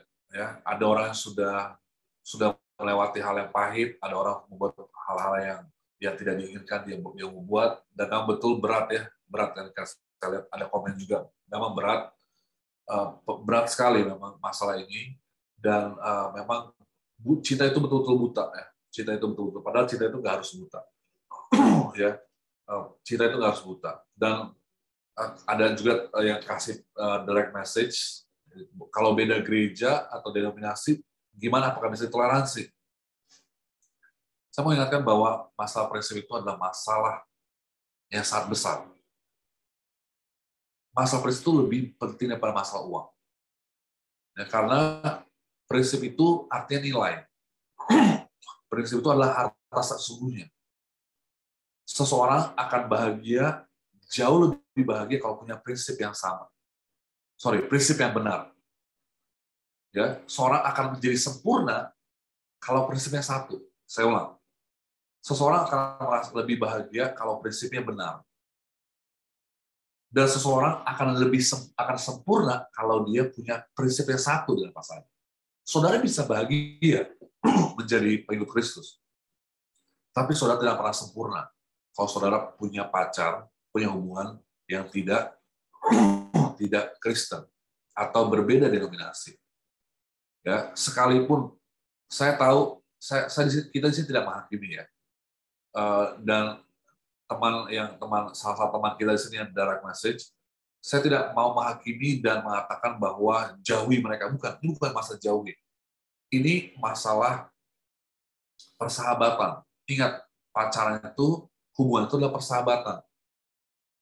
1 Korintus 15 ayat 33 katakan, persahabatan yang buruk itu bisa merusakkan moral. Jadi, jangan kita merasa bahwa kita tuh lebih kuat. Dan saya ngerti, maaf saya harus bilang saya ngerti. Saya tahu di dunia psikologi nggak boleh bilang saya ngerti. Tapi saya harus langgar itu demi memberitahu saudara-saudara bahwa saya ngerti bagaimana saudara mau mempertahankan itu. Karena saya juga pernah berhubungan dengan orang yang bukan orang Kristen, atau beda denominasi. Dan ternyata orang itu mencintai saya secara pribadi, bukan mencintai apa yang saya yakini. Dan inilah tadi saya bilang, kalau Anda punya prinsip yang benar, Anda akan bahagia. Tapi kalau Anda tidak punya satu prinsip dengan pasangan Anda tidak pernah sempurna. Anda akan seperti orang yang diamputasi. Dan saya tidak bilang bahwa Anda akan masuk neraka. Enggak, ini bukan masalah masuk neraka. Ini masalah bagaimana Tuhan itu mau kita itu sebagai orang Kristen menjadi terang, menjadi pembawa kabar, menjadi juru kabar. Bagaimana garam itu mau menjadi berkat kalau garam itu sudah kehilangan rasanya? Betul? Gimana kita punya lampu tapi kita taruh di bawah meja, di bawah meja sehingga lampu itu tidak kelihatan. Kita adalah kota di atas bukit. Artinya apa? Orang Kristen harus menunjukkan prinsip itu. Orang Kristen harus berani berdiri di atas prinsip itu. Kalau kita melihat perbedaan sebagai masa kita bisa atasi, kita bukan saja mentoleransi itu, tetapi kita sudah membiarkan masalah itu mengalahkan kita. Jadi, sekali lagi, bahwa kalau Anda masih pacaran, it's not the end of the world. Ya, it's not the end of the world. Itu bukan akhir segala sesuatu. Ya, mungkin itu akhir sebuah lembaran cerita, tetapi Tuhan akan tuliskan lembaran yang baru. Mungkin itu adalah akhir dari tahun 2021, tetapi 2022 tidak harus seperti itu. Ini memang sangat sulit ya ditelan. Ini pil yang sangat sulit ditelan. Tapi lebih baik kami kasih tahu sekarang. Lebih baik kami berikan sekarang supaya teman-teman tidak merasionalisasi. Masalahnya apa? Orang punya masalah, kalau tidak ada fondasi, dia akan merasionalisasi. Saya ulang, kalau orang tidak punya fondasi, dia merasionalisasi. Artinya, dia akan coba cari yang benar. Oh, nggak apa-apa kok. Oh, ternyata dia masih baik-baik juga. Oh, dia ternyata ada baca kitab juga. Jadi, ada hal-hal yang kecil kita tambah-tambahin supaya excuse. Kita benarkan diri kita. Tetapi ketika kita membenarkan diri, kita sudah membohongi diri kita. Lebih baik kita terima kenyataan yang namanya prinsip nggak bisa dinego. Ya, ini bukan tanah abang. Ini bukan pasar apa lah gitu, kebiasaan pasar Senen ya. orang saya udah marah kalau ditawar, ya. Apalagi udah ditawar terus nanti ditinggalin. Lebih baik ditinggalin terus sebelum ditawar. Oke, ini memang bukan seperti belanja, tapi prinsipnya benar. Kalau kita bilang, oh saya mau toleransi, saya mau mengerti, tapi akhirnya ujung-ujungnya, ya benar juga kemarin katanya pemerintah. Lebih baik sekarang. Tetapi andaikan saudara betul-betul sudah stuck, percaya sama saya, kalau saudara minta sama Tuhan berkat, hikmat, Tuhan pasti akan berikan. Tuhan kasih buat Tuhan buka jalan, Tuhan kasih kekuatan kaki untuk melangkah melewati jalan itu. Amin. Terima kasih Pendeta dan Ibu Pendeta. Ini ada pertanyaan lagi. Masih boleh bertanya? Masih boleh. Kita masih pagi Oke. di sini. Oh ya, pagi ya. Oke.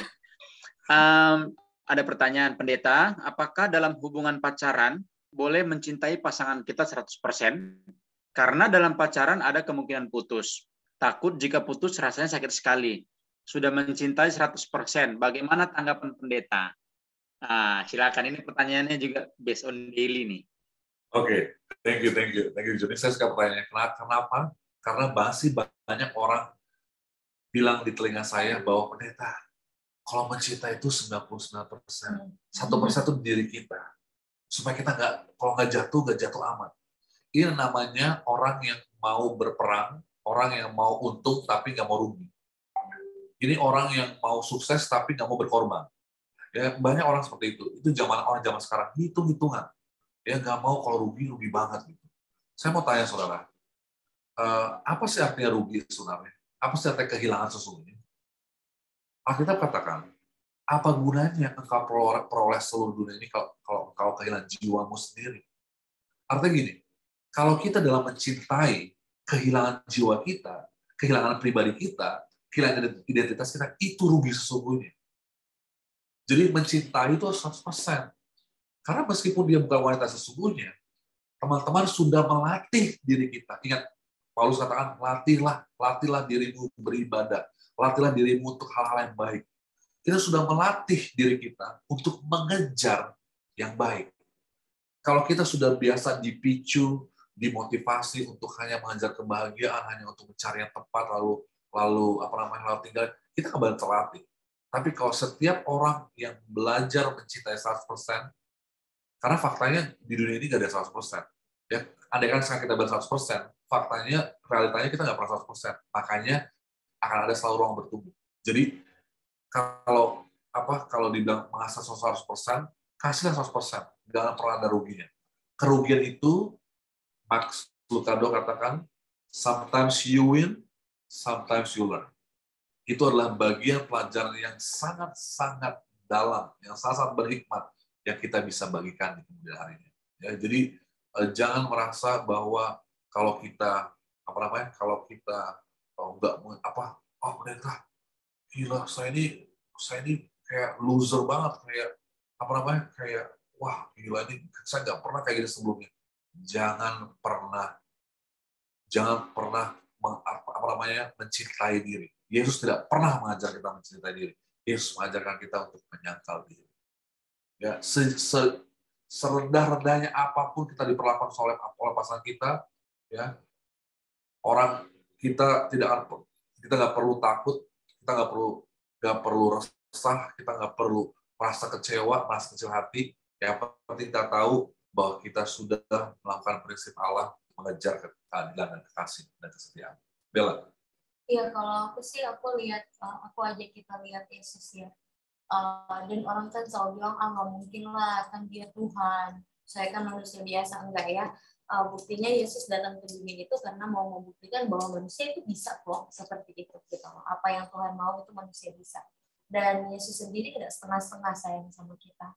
Bahkan dia kasih hidupnya tuh untuk kita gitu. Apa yang bisa dikatakan setengah-setengah. Dan di saat kita mau untuk masuk ke dalam satu hubungan, kita sudah harus tahu ada risiko untuk sakit hati. Jadi itu udah nalur alami ya sakit hati itu. Jadi jangan sampai kita setengah-setengah. Istilahnya gini, emang kita mau disayang sama pasangan kita setengah-setengah? Enggak juga kan? Jadi kalau kita mau pasangan kita untuk sayang kita 100%, kita pun harus sayang mereka 100%. Kalau seandainya sakit hati, ya itu sudah konsekuensi dari hubungan. Tapi kita lihat Yesus enggak setengah-setengah sayang sama kita. Yesus Amin. sayang kita full, bahkan sampai kasih hidupnya buat kita. Jadi bukan berarti saya bilang kita juga kasih hidup kita rela mati, bukan seperti itu juga. Tapi maksudnya Yesus itu panutan kita kalau kita tuh harus sayang seseorang itu dengan hati yang tulus. Ya, kecuali Anda berpikir bahwa 100% harus kasih tubuh Anda, kasih jual diri Anda, itu berbeda. Jadi berbeda ya. Ada orang sampai betul-betul artinya jual diri.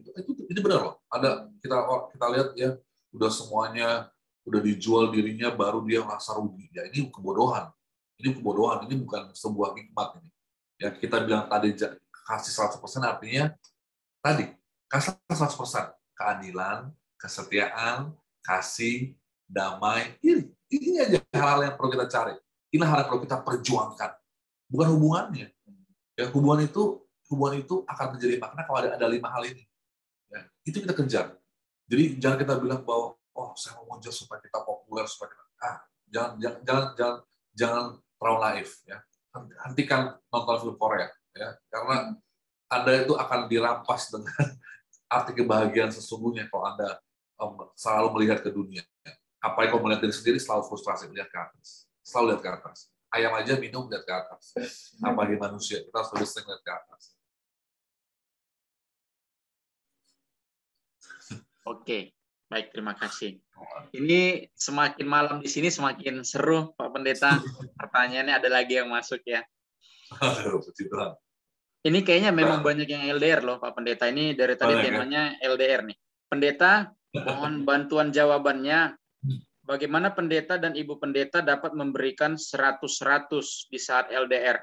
Karena LDR kan pasti kurang ada waktu itu untuk bersama-sama dan time zone yang berbeda. Nah, gimana nih caranya Pak Pendeta sama Bu Pendeta?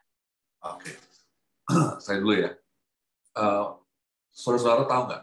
Waktu saya di hubungan LDR, saya nggak bisa lihat apa-apa. Saya nggak ngerti apa-apa.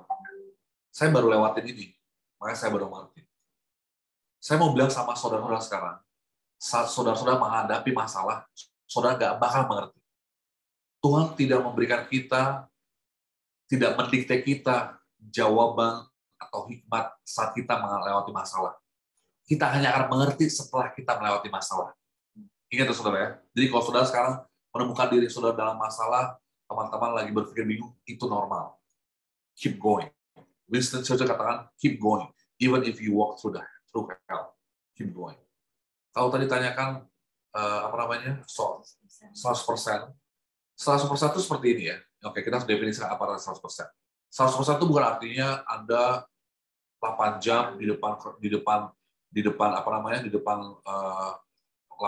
layar komputer melihatnya dia terus. Ya, itu namanya bukan cinta. Itu namanya obsesi. Ya. Saya tahu dulu ada nama aplikasi, masih ada aplikasi ya. Zenly ya. Ada aplikasi namanya Zenly. Ya, Zenly itu nih, ya biar jangan di-download ya, saya cuma kasih tahu loh. Aplikasi ini akan memonitor di mana pasangan Anda. Ya. Ini kayak GPS, kayak Anda taruh tracker. Jadi Anda bukan jadi pacar, jadi detektif. Jadi Anda akan menginvestigasi kemana dia pergi, sama siapa dia pergi. Jadi Anda tuh mengambil tugas Tuhan. Ya. Jadi Anda jangan jadi Tuhan deh.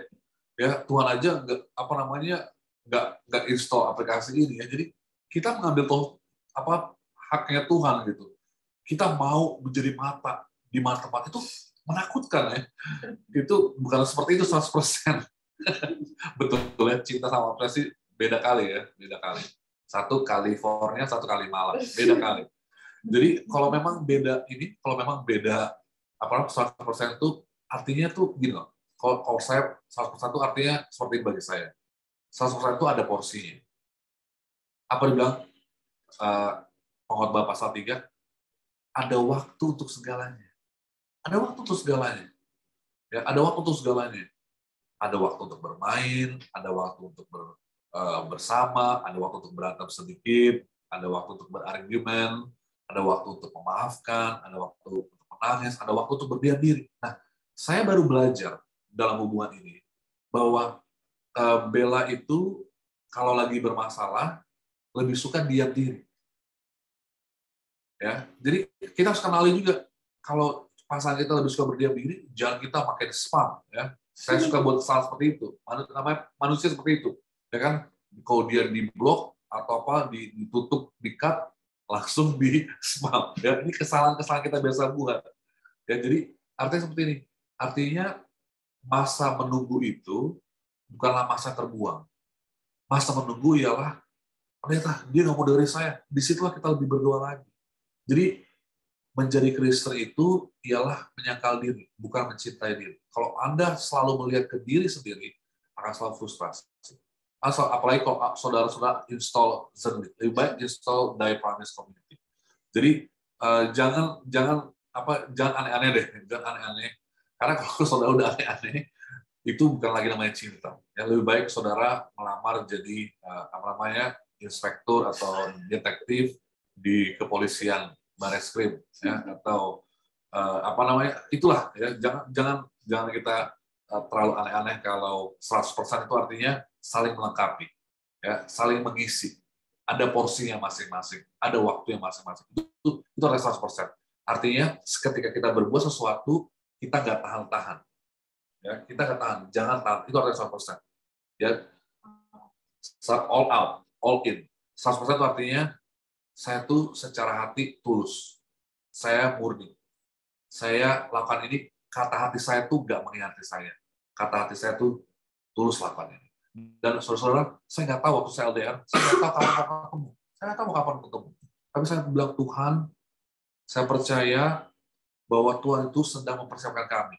Ya, Tuhan tahu, Tuhan akan buka waktu. Dan tahun ini Tuhan buka waktu itu. Dan Tuhan berikan waktu itu supaya kita bisa menikah. Dan setelah menikah, tanya sama Bro Jun, apakah masalah itu akan berhenti? Tidak. Akan tambah lagi. Ya kan? Karena kita berpikirnya 2 menjadi 1. 2 orang menjadi 1 orang. Itu bukan itu di belakang kita. Tidak ada dibilang 1 orang. Ada nggak dibilang 1 orang? Coba baca baik-baik Alkitabnya. Tidak, ketika laki-laki meninggalkan perempuan, lalu menjadi 1, bukan menjadi 1 orang. Ya. Kalau menjadi 1 itu namanya sulap. Ya, kalau menjadi 1 orang itu namanya sulap. Ini bukan sulap, ini namanya firman Tuhan. Artinya menjadi 1 apa? Komitmen. Jadi ada dinamikanya, ada waktu untuk menjaga sama-sama. Dan yang indahnya ialah kita akan habiskan itu sampai kita mati, sampai kita kehidupan baru. Itulah ya. Jadi mahasiswa abadi kita kalau kita sudah pacar atau nikah. Dari Bella. Punya pendeta dari jelas. Oke. Ini ada pertanyaan terakhir nih sepertinya ya. Yang sudah habis, yang sudah saya bacakan.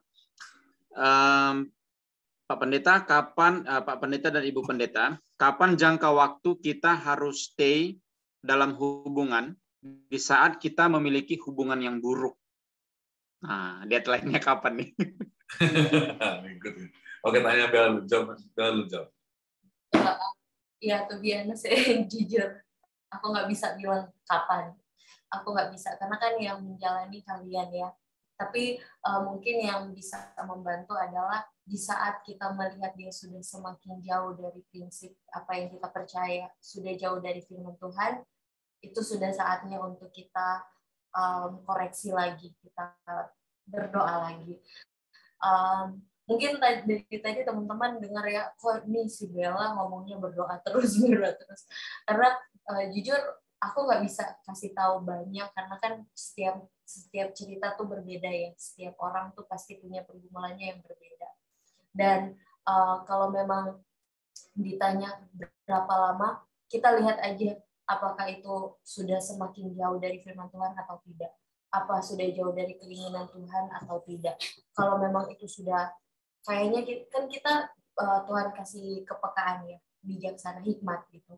Kalau memang kita merasa, aduh kayaknya ini benar-benar udah nggak, sampai kita sendiri pun sudah mengeluh, berarti itu bukan karena kita mengeluh, tapi berarti Roh Kudus sudah mulai bekerja untuk kasih peringatan. Karena ingat, Roh Kudus itu selalu berbicara ke kita dalam hati kita. Dan di saat kalau kita sudah merasa ada sesuatu yang tidak baik, itu berarti kuasa Roh Kudus sudah bekerja. Dan kalau kita merasa, aduh kayaknya hati udah merasa tidak baik nih, oh kayaknya ini sudah tidak betul nih. Nah itu berarti sudah ada waktu untuk kita koreksi lagi. Oh berarti ini sudah tidak bisa. Dan disitulah di saat Kalau memang sudah bisa untuk langsung melepaskan. Kalau memang butuh usaha untuk melepaskan, disitulah berarti doa yang biasanya satu kali, 2 kali harus lebih lagi berdoa supaya punya kekuatan untuk melepaskan. Jadi di saat kita sudah mendengar sesuatu yang tidak baik, itulah saatnya untuk kita koreksi. Tapi jangka waktunya itu aku nggak bisa patokin 5 bulan, 1 tahun. Aku nggak tahu gitu. Tapi di saat kita sudah merasa tidak baik, di situ saatnya koreksi dan berdoa sama Tuhan. Thank you, Bella. Saya percaya deadline itu, waktu itu bergantung dengan prinsip. Waktu tidak boleh menentukan prinsip. Prinsip harus menentukan waktu. Jadi, kalau saya bilang deadline 6 bulan, itu namanya kontrak. Bukan komitmen. Komitmen itu didikte oleh prinsip, bukan waktu. Waktu akan datang ketika kita mengenal prinsip. Mungkin kita terlalu terburu-buru oleh waktu, jadi kita nggak mengenal prinsip. Akhirnya kita mengabaikan prinsip. Jadi, kenalilah prinsip itu, peganglah prinsip itu, dan prinsip itu sendiri akan menjadi penentu. Ya, game changer itu adalah prinsip. Dan prinsip itulah yang akan membawa saudara lebih dekat kepada Tuhan. Dan di saat saudara lebih dekat kepada Tuhan, ya, disitulah di mana saudara melihat bahwa Tuhan tuh bukakan semua opsi. Jadi kalau prinsip itu artinya kalau kita jadi marah sama Tuhan, ya, itu bukan waktu yang tepat. Kalau kita tahu waktu yang tepat, ketika kita melihat bahwa Tuhan itu mengajarkan kita untuk bertahan, untuk mengejar hal-hal yang tadi, dan melihat bahwa dia itu sudah melanggar prinsip itu, dia sudah melewati dari prinsip itu, dia sudah tidak lagi mengejar prinsip yang sama, maka dengan waktunya dan dengan cara Tuhan pasti akan putus sendiri. Ya, jadi saudara jangan berkecil hati, jangan tawar hati kalau waktunya lama. Waktu itu bukan segala-galanya. Ya, waktu itu mahal betul, tapi waktu bukan segala-galanya. Lebih baik Anda bertahan dengan prinsip dan waktu yang singkat daripada Anda berlama-lama dengan sesuatu yang tidak prinsip. Ya, jadi kembali prinsiplah yang menentukan waktu itu. Kapan deadline-nya saya tidak tahu. Ya, karena prinsip itu yang akan menentukan komitmen Anda. Berdoa sama Tuhan, Tuhan pasti akan kasih tahu kapan saatnya berhenti. Tapi jangan mikirin berhenti dulu. Ya, namanya ada orang buat perjalanan, saya mau berhenti di sini. Enggak, itu namanya saudara itu dibatasi oleh situasi atau terikat sama situasi. Kita harus terikat sama komitmen kita. Dan pasti percaya deh, Tuhan sendiri akan kasih hikmat kita kapan harus berhenti. Jadi jangan khawatir kapan deadline. Tetaplah mengasihi. Amin. Gak tahu kenapa kayak berasa untuk begini.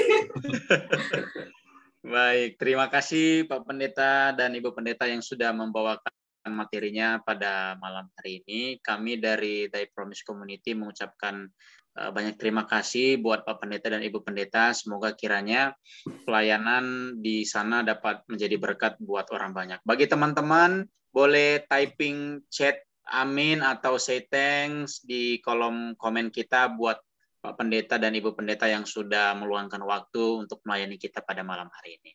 Oke teman-teman, boleh on cam. Kita sekarang mau sesi foto dulu. Nah ini giliran Sis Dita. Silakan untuk membantu kita. Oh ya, tapi sebelumnya maaf saya sering lupa nih. Boleh pimpin dalam doa tutup Pak Pendeta. Okay. Ini my bad nih. No problem. Kita berdoa ya. Ya Tuhan, Allah Bapa kami dalam surga, terima kasih Tuhan untuk semua berkat-berkat-Mu yang berikan kepada kami, khususnya berkat hikmat, berkat rohani yang kami terima pada malam hari ini. Anak-anak-Mu, umat-umat-Mu, setiap individu yang telah datang pada saat ini telah menerima berkat daripada-Mu dalam care group, dalam community ya Tuhan. Apalagi sepanjang bulan ini kami mengikuti sebuah tagline judul untuk melakukan segala sesuatu dengan alasan yang tepat. Dan bila mana kami masuk dalam hubungan yang buruk, kami harus pertama yang kami lakukan ialah untuk mengejar-Mu ya Tuhan. Untuk mencintai-Mu lebih lagi ya Tuhan. 2 Timotius 2:22 mengatakan bahwa kami harus menjauhi nafsu anak muda dan mengejar kesetiaan, keadilan, kedamaian, dan kasih itu daripadamu saya Tuhan. Sehingga Tuhanlah yang akan menulis, bahkan membukakan jalan-jalan dalam cerita-cerita kami. Kami percaya Tuhan, Engkau menuntun masing-masing kami, menyertai setiap langkah kami, dan bila mana kami berbuat kesalahan, bila mana kami menyesal, bila mana kami jatuh dalam suatu hal yang buruk, ya Tuhan, angkatlah kami, bawa kami, gendong kami, dan satukanlah kami Tuhan terlebih dahulu dengan cinta-Mu, sehingga kami boleh bersatu dengan pasangan kami, teman kami, istri kami, seorang yang kami kasih. Terima kasih Tuhan, di dalam Yesus kami berdoa. Amin.